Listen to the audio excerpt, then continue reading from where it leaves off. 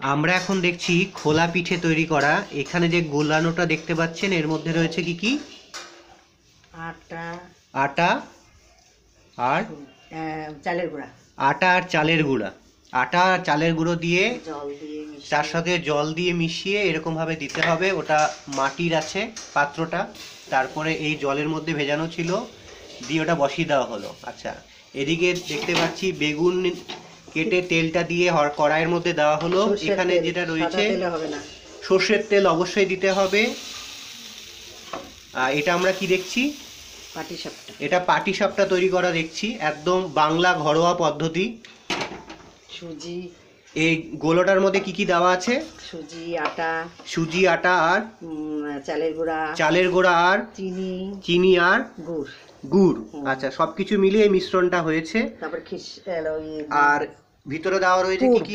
পুর। পুরের মধ্যে কি কি রয়েছে? দুধ দিয়ে ক্ষীর রয়েছে। আবার দিয়ে ক্ষীর, নারকেল দিয়ে করেছি, এই যে নারকেলের খিসা। আচ্ছা, নারকেলের খিসা দিয়েও করা যায়। হ্যাঁ, এটা একটা নারকেলের খিসা দিয়ে করা যাচ্ছে, আর একটা হচ্ছে পুর দিয়ে করা যাচ্ছে।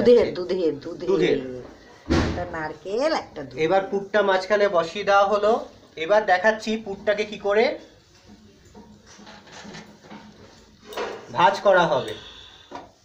আস্তে আস্তে বাংলা পদ্ধতি, ভালো করে কায়দাটা শিখে নিন যারা এই কায়দাটা জানেন না।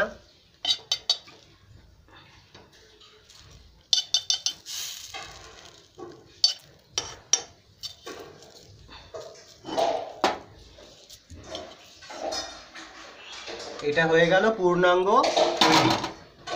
আর এদিকে এটা বসিয়ে দেওয়া রয়েছে, এটা এখনো ভেপারিং হচ্ছে।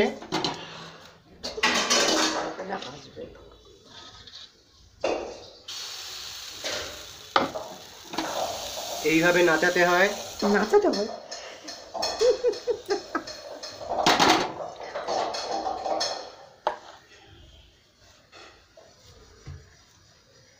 ক্ষীরের দুধ দিয়ে ক্ষীরের পুর, তার মধ্যে একটু চিনি দিতে হয়, একটু কাজু দেয়, একটু কি বলে দারচিনি, এলাচের গুঁড়ো দেয়, এসব দিয়ে করতে হবে।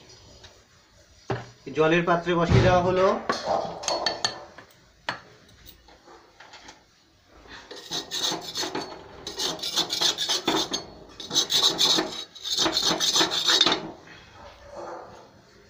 তাহলে এটা আমাদের কি তৈরি হয়ে গেল?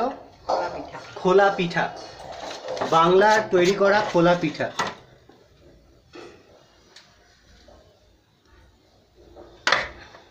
খোলা পিঠা তৈরি হচ্ছে। এটা জলের পাত্র থেকে এখানে উঠেছে।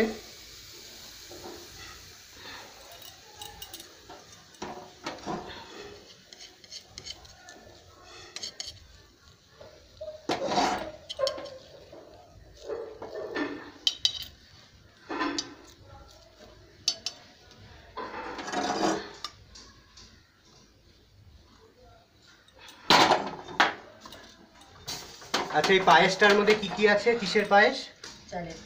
চালের পায়েস। আর ওটা কি আছে? এটা হচ্ছে দুধকুলি। আর ওটা ওটা হচ্ছে ভাজা কুলি।